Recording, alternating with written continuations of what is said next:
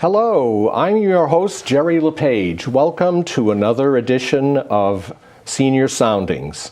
We're grateful that you joined us today, and just as a little bit of introduction, a couple of months ago we started talking about East Bay Community Action Program's Senior Services Department and the kinds of services and other programs that are offered through the Senior Services Department. And we didn't quite finish, so we're back again today with our guest, Irina Spivak, the Director of the Senior Services Department at East Bay Community Action. Irina, thanks again for coming back so that we can finish talking about what your department does for our seniors in the East Bay. Back a couple of months ago, we talked about some of the important issues that seniors face, particularly with regard to being able to remain safe and well in their home environment. That is a much more desirable alternative than moving to a nursing home or even to assisted living. And that your staff, your case managers, work with clients to determine the level of need for home care, as well as whether a person is financially qualified to receive financial assistance to help defray the cost of home care. And we did review a couple of income figures that people must meet in order to qualify for financial assistance. So if we might just review those figures again for our viewers. And there are different levels of income for different levels of financial support. So Irina, take it away. Go ahead and explain that again briefly. Sure, and first of all, I'm really excited to be back here. I had a lot of fun doing the first recording, and it's a privilege to be here again. So yes, you've given a good recap of what we covered last time. Just to remind, just a little reminder about the programs. We provide case management for a couple of programs that are state subsidized. And as when it's, I apologize, we do determine eligibility for the cost share program. At least we evaluate eligibility, and then we send it over to the state, and the state Office of Healthy Aging provides the final approval. For the cost share program is there to help seniors who do not have Medicaid. And the income guidelines are the income cutoff for a married couple is around $52,000 a year. So that's a pretty significant income when they can still qualify for that subsidy that subsidizes up to 20 hours a week of home care. And this is for a married couple. For individuals, the income cutoff is around $38,000.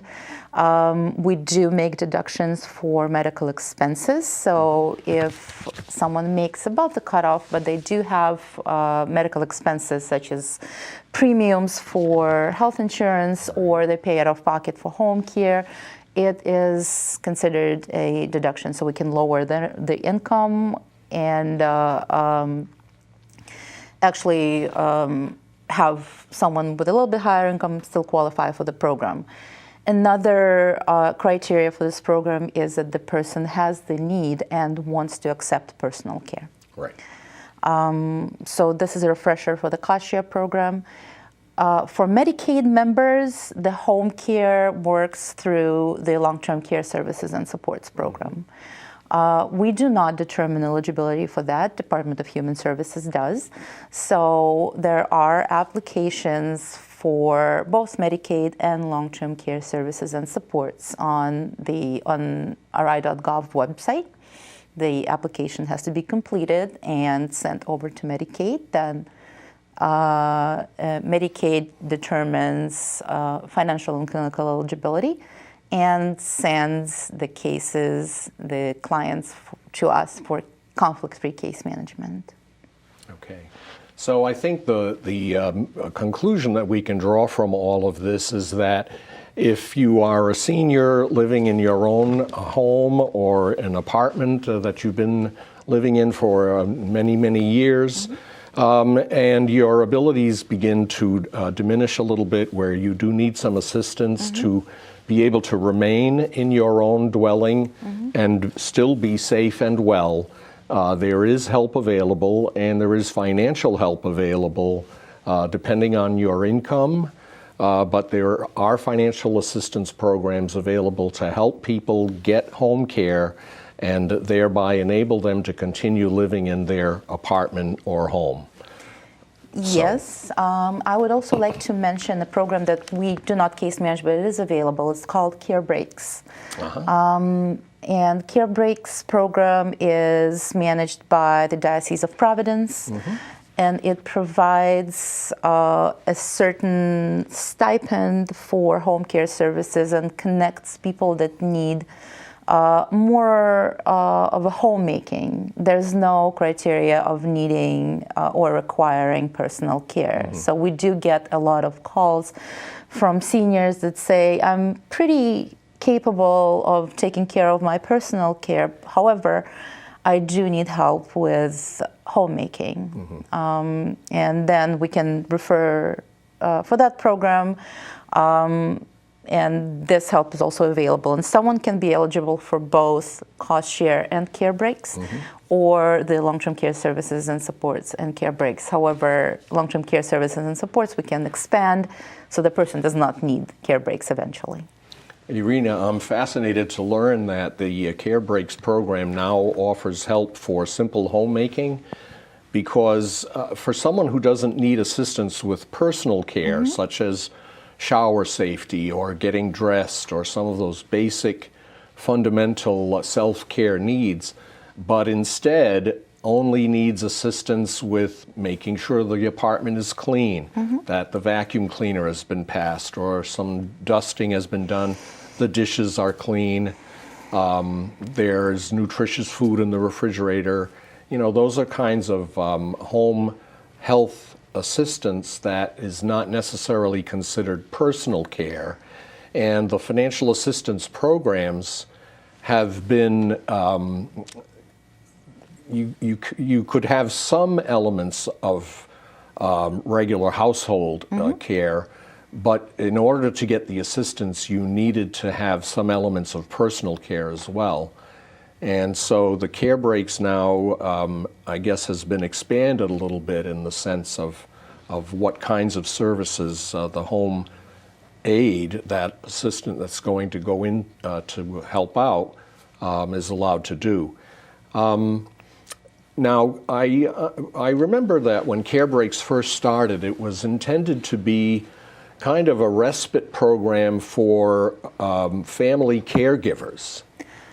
Yes. So that if you are the primary caregiver for your elderly father, for instance, say you have a daughter or a niece who's graduating from college several thousand miles away, and you want to go to the graduation. Maybe you're the godmother of this person, so you want to attend the graduation.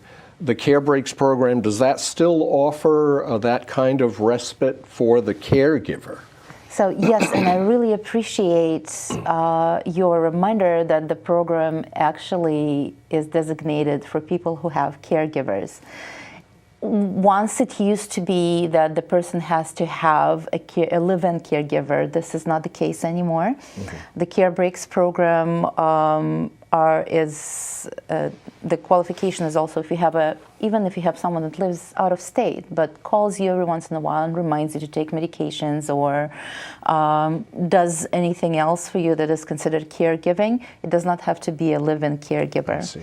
The Care Breaks program does offer this respite, when for temporary loss of caregiver, which could be also for the caregiver to go for vacation Sure. and prevent burnout. Sure.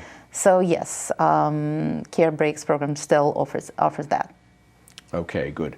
And, you know, I think that's such an important aspect of all of this is the fact that what the Senior Services Department offers in the sense of caregiver support is really important as well. Can you give some other examples, Irina, of some of the things that your department does to offer support to caregivers? Mm-hmm. Yeah, and we do have a grant for that. There's a National Caregiver Support Program. The support for caregivers is a lot in listening and providing resources. A lot of people just don't know about what's available. And listening and having a little bit of active listening and having the person share their concerns, share that they are overwhelmed, and providing resources, maybe not even financial or any subsidy, but just, hey, did you know this is available to care for your loved ones so you could have some time for you? So that's the extent of it for now. And some of these programs, I know as an example, take the form of caregiver support groups, which can be like a kind of a formal sponsored program offered by perhaps a local church or an agency like East Bay Community Action. But in other instances, these caregiver support groups are simply founded by one or two people who know one another, want to share their experiences and maybe just kind of be able to bounce ideas or experiences, frustrations, rewards, all of that is part of the support experience. And this is a brilliant idea. We do not run a group like that right now, but it doesn't mean that there's none available. This is something that I don't have at the top of my head, but certainly can look up if there are local senior centers that have those groups or virtual caregiver support groups. I think it's very valuable. Right, right. And, you know, that's probably a nice time to just bring up this here, which is our, this is the Office of Healthy Aging's Pocket Guide to Services for Seniors and Adults with Disabilities. This happens to be the 2024 edition. There was an edition printed up last year, but the 2023 edition was the first one to have been published since 2018. So if you have a chance when you're near a senior center, go in and pick up a copy of this. You should be able to get a copy of this at your local senior center. However, if not, do feel free to contact Irina or myself, and we'll be happy to see about getting a copy for you. These are literally worth their weight in gold. So Absolutely, that's my pitch for this. Now, Irina, another really important aspect of your department's work is in the realm of protective services. And when we refer to adult protective services, we are talking about issues in which a senior is in a situation that is not ideal. There is something that's compromising their safety or their well-being. And we think about, well, that maybe these are due to external threats, a crazy neighbor, or an unhappy sibling, or whatever it might be, someone who is threatening to harm the senior. But in many instances, we see where the senior has just begun to lose the ability to take care of themselves. And we refer to it as self-neglect. But all of that, self-neglect as well as abuse from external sources, compose the the work that must be done under Adult Protective Services. So, Irina, if you could expand a little bit on that. How does that all happen? How do you learn about someone who, for instance, isn't taking care of themselves? Or how do you learn about a person who is being threatened by someone else? So the whole state of Rhode Island, we're all mandated reporters. So if we see something that we think is compromising the elder, we are actually mandated to report it. We are required, right. Yeah. And just let me clarify here, and again, this might be a little bit outdated, but my understanding of the definition of a mandated reporter is any person over the age of 18 who witnesses some kind of irregularity or anything that looks suspicious or is questionable in some way relating to a senior, just as is the case for relating to a child, that the person, the adult who witnesses this, is required to report it to the authorities, whether it be the police or an agency like ours. Yeah, and this is absolutely correct. I have nothing to add to that. This is precise. Okay. There's a line, there's a number for the Office of Healthy Aging Protective Services, and the phone number is right there if you would like to read it out loud. Let's see, yes. Elders at Risk. The Office of Healthy Aging is 401-462-0555.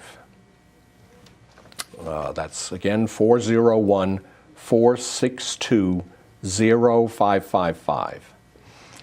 And so if there's a question or a concern about a senior, you can always call that number to report it directly to the Office of Healthy Aging. Now, what is the process when a report is made? Say a report is made to the Office of Healthy Aging. How does that filter down to East Bay Community Action? How does that get coordinated with the local police, if necessary, or other supports in the community? All the reports are screened by Office of Healthy Aging Protective Services screeners, and are classified into abuse, self-neglect, and early intervention.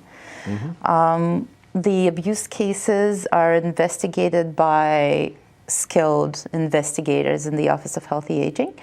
And if the client, if the elder expresses the need in case management, this case is being referred to us if the case is located in our catchment area for protective services, which is Central Falls, Pawtucket, East Providence, Barrington, Warren, and Bristol. Other CAP agencies are responsible for other areas in the state, but this is our catchment area. So again, if you are viewing from another part of the state, you can find out what Community Action Program agency covers case management in your part of the state. It's all right here. Yeah, but the line for the reports is the same number, no matter where you are in the state. If you call Office of Healthy Aging. Right. Yeah. So abuse cases, abuse allegations are always investigated within Office of Healthy Aging and then transferred to us for case management.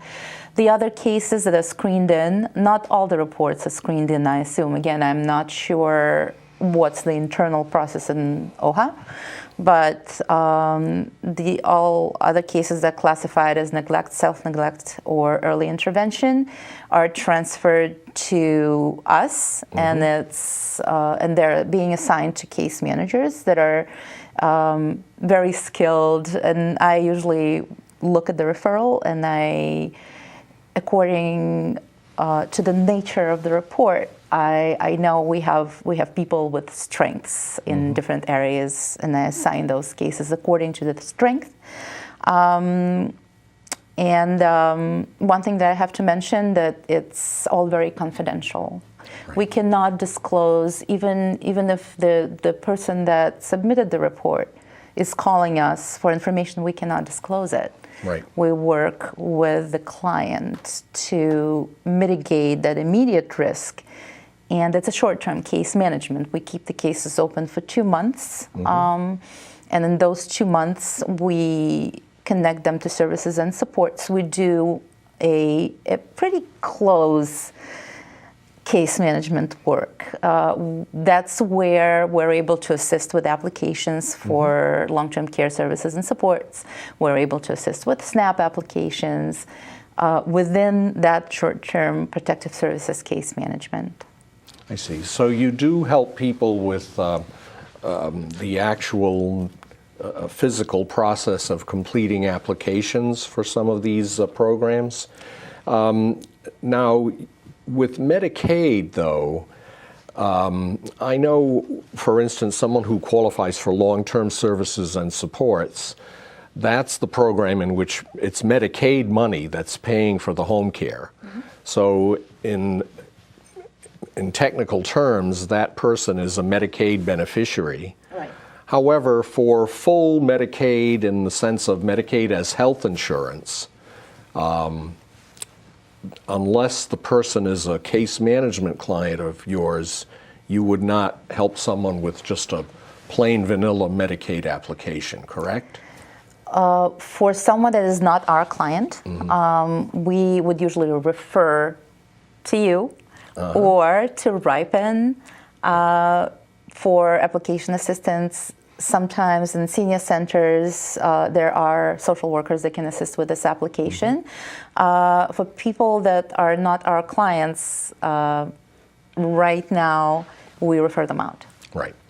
And it's important to note that besides me and a lot of other people with the case management agencies that help people with Medicaid applications, there is a pretty robust support program through the Office of Healthy Aging and the Department of Human Services, where we can make referrals of people directly to their specialists who will assist with this as well. But yeah, clearly applying for these programs, the actual act of completing the paperwork and the like can be very taxing. You know, there are some people who have vision impairments, for instance, or they may have a fine motor impairment if they have tremors from something like Parkinson's disease, or someone with just some cognitive impairments that may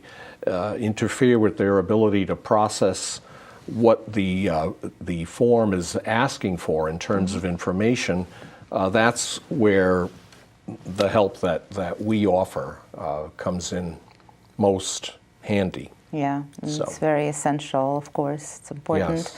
Yes. Also, we do encourage the seniors to be aware of the supports that they do have and do engage their supports. If there's a family support that can help them. I know that many people just don't want to, their loved ones could be busy, could be, Right.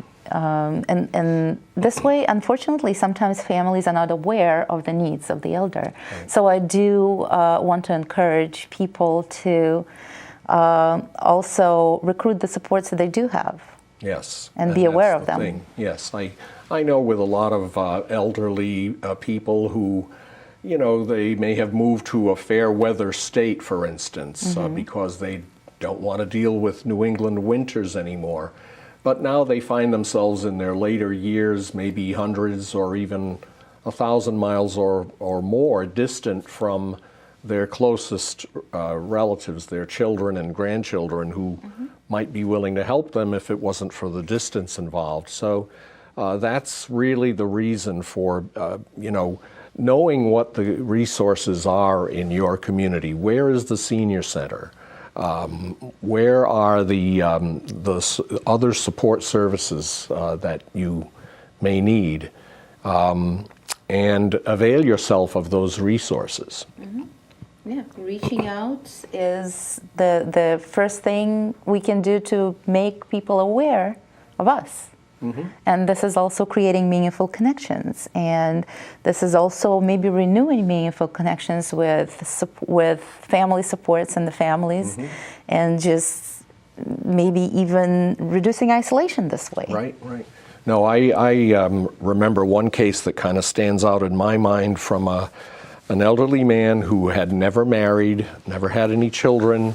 He did have a brother and some siblings and the like, but had pretty much lost contact with them. And for a while had lived out of his car. Then he ended up losing his car because of some kind of parking violation. His car was towed away. And so finding him temporary shelter, but in the meantime, in the context of all of this, understanding that he had lost contact with his family, but it wasn't intentional, and just a number of years had passed between any contacts, but he wanted that contact. Yeah. And I was able to locate his brother in New York State. They were very interested in coming back and reestablishing a relationship with this gentleman. And so it had a very happy ending. But, you know, if he hadn't come to our attention as a result of the police notifying us that they had towed this gentleman's car away, a car that he was obviously using to live in, which created an instantaneous threat, really, to this man's safety and well-being. So. This would be Any a other classic stories? Protective Services case. Yeah. And this is a very heartwarming story. And Protective Services is, I think, is the field where it can be, it's not an easy case management, because the cases that come through, of course, they're often sad. Yes. Associated a lot with loneliness, sadness, associated with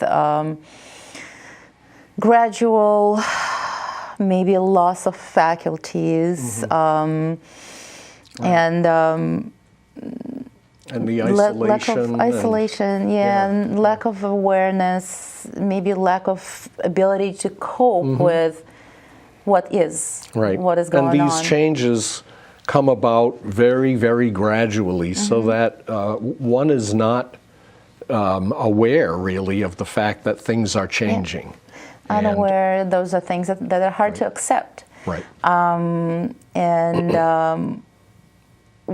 with that, it is a very rewarding field, because magic can happen within a matter of an hour. Never say never. And this is, right now we're very grateful to have this little bit of the small grant that is called Goods and Services, that allows us to take people off the streets and put them, and pay for a hotel, for example. One story, without mentioning any names, we had Irina, I apologize, but we're out of time, unfortunately. Already? Again, yes. And it seems as though we do have so much more to talk about, though. So perhaps you would come back yet again? Sure. Wonderful. Yeah, I have Well, I apologize, viewers, that we're out of time this time, but do tune in again. We will have Irina come back. Thank you for tuning in, Senior Soundings. We'll see you next time.